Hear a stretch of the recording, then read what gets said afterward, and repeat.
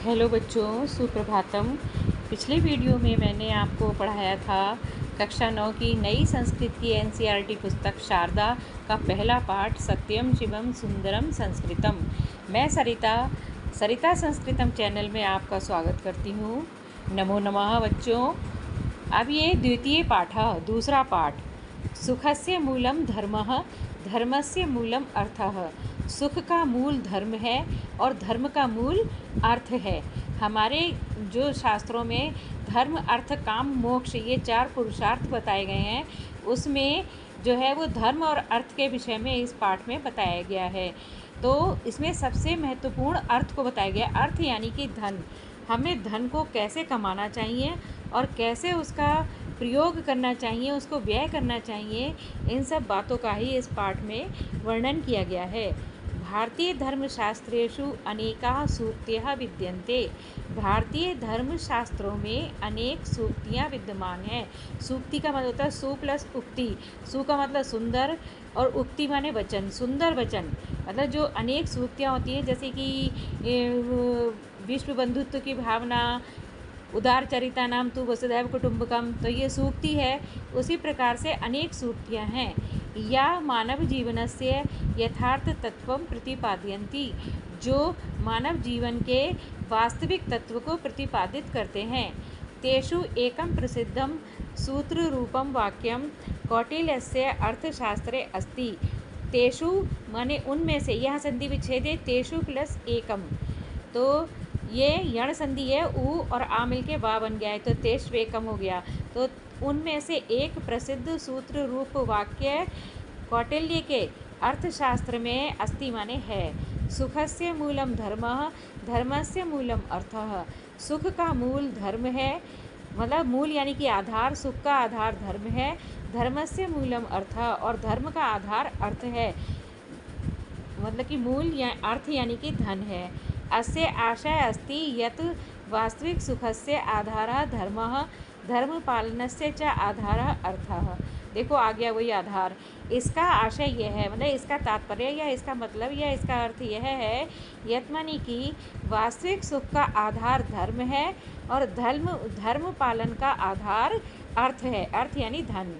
अर्थः इति उक्ते धनम, अर्थ को धन कहा जाता है। देखो वही आ गया कि अर्थ को धनम माने धन, उक्ते माने कहा जाता है, इति माने इस प्रकार।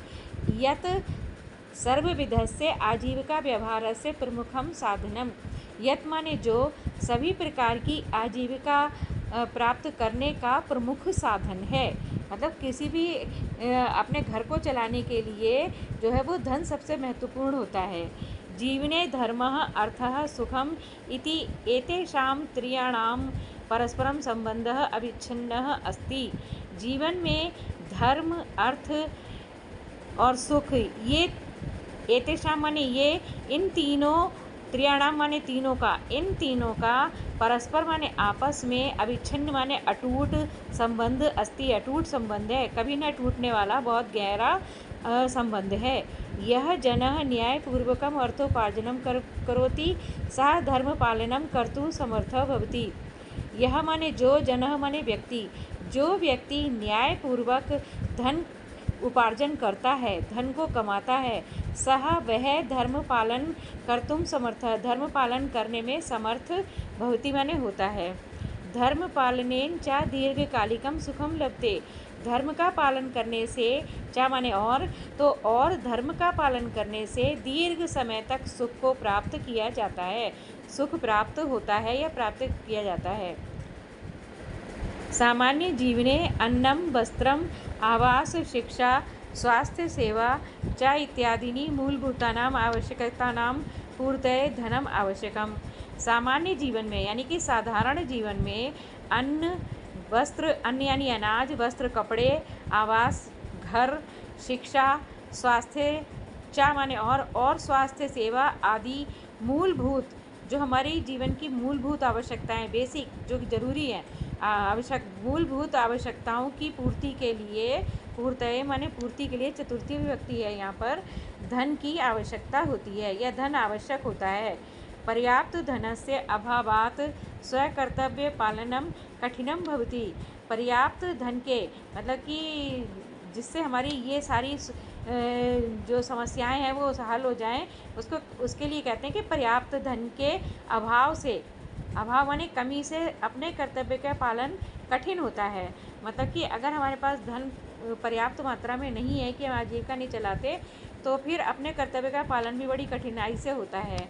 स्वास्थ्यम, शिक्षा, सेवा, दानम च इत्यादीनि कार्याणि बाधितानि भवन्ति। स्वास्थ्य, शिक्षा, सेवा च माने और दान आदि कार्य बाधित होते हैं, मतलब इन कार्यों को करने में बाधा उत्पन्न हो जाती है।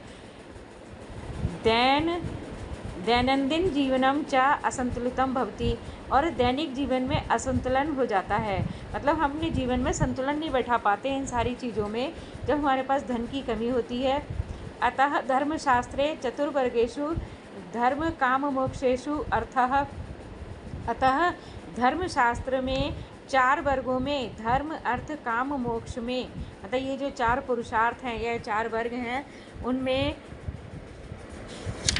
अर्थ अन्यतमः स्तंभः इति गण्यते। अर्थ माने धन को, अन्यतम माने सर्वश्रेष्ठ स्तंभ गिना गया है। मतलब सर्वश्रेष्ठ आधार जो है उसका क्या है, धन है, तो धन को ही गिना गया है। उत्तम गरुड़ पुराण में कहा गया है, उत्तम माने कहा गया है, ब्राह्मे मुहूर्ते च उत्थाये धर्म अर्थम च चिंतयेत। ब्रह्म मुहूर्त में, यानी कि दिन के प्रारंभिक काल में सुबह 4 बजे का जो समय होता है उसे ब्रह्म मुहूर्त कहते हैं। तो ब्रह्म मुहूर्त काल में उत्थाय माने उठकर, धर्म च माने और अर्थ का चिंतन करना चाहिए। प्रत्येक व्यक्ति को सुबह प्रारंभिक काल में, उषा काल में उठकर धर्म और अर्थ के विषय में सोचना चाहिए कि आज हम किस तरीके से कार्य करेंगे और जो कि धर्मपूर्वक हो और हम उससे धन भी कमा सकें। अर्थात दिनस्य आरंभे धर्म अर्थयो चिंतनम आवश्यकम, अर्थात दिन के प्रारंभ में धर्म और अर्थ का चिंतन आवश्यक है। स्वस्थ आर्थिक व्यवहार त्रिविधम भवति, स्वस्थ आर्थिक व्यवहार यानी कि जो धन संबंधी कार्य है वो 3 प्रकार का होता है। धन प्राप्त करने का जो कार्य है वो 3 प्रकार का होता है। न्यायपूर्णम अर्थोपार्जनम, उसमें पहला है न्यायपूर्ण धन को कमाना। सन्मार्गेण एव धनार्जनम करणीयम इति उक्तम भगवता मनुना। सन्मार्ग पर ही या सन्मार्ग के द्वारा ही धन का अर्जन करना चाहिए, धन को प्राप्त करना चाहिए।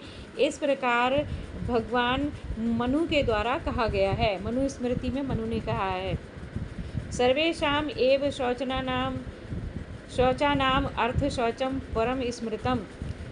सभी प्रकार की पवित्रताओं में अर्थ को यानी धन को सर्वश्रेष्ठ पवित्रता कहा गया है, सर्वश्रेष्ठ पवित्र कहा गया है। यो अर्थे शुचि ही सा शुचि ना मृदु शुचि, जो कि अगर अर्थ पवित्र है यानी कि धन पवित्र है तो सभी कुछ पवित्र है, अन्यथा सब कुछ व्यर्थ है। अस्य आशय यत अनैतिक आर्थिक व्यवहार कदापि न करणीय।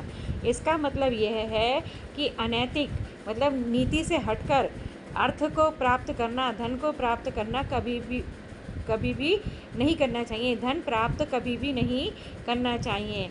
माँ गृधः कस्यचित् धनम, कस्य माने किसी के भी, धनम माने धन को, माँ गृध माने मत चुराओ। इति उपनिषद वाक्यम सततम मनसि निधाय स्वकौशलेन विद्या च धनम उपार्जनीयम। इस उपनिषद वाक्य को कि किसी के भी धन को मत चुराओ, इस उपनिषद वाक्य को हमेशा, सततम माने हमेशा या निरंतर, मनसी माने मन में, निधाय माने रखकर, अपने कौशल से, अपने अंदर जो तुम्हारे स्किल्स हैं, इंग्लिश में होते हैं स्किल्स, उनके बल पर और विद्या से धन को उपार्जनीय माने प्राप्त करना चाहिए। तो धन्यवाद बच्चों। अब ये पार्ट बहुत बड़ा है इसलिए इतना ही इस वीडियो में, और आपको समझ में आया हो तो प्लीज़ कमेंट बॉक्स में कमेंट ज़रूर करिए, फॉलो करिए और सब्सक्राइब करिए, लाइक करिएगा और शेयर कीजिए। धन्यवाद।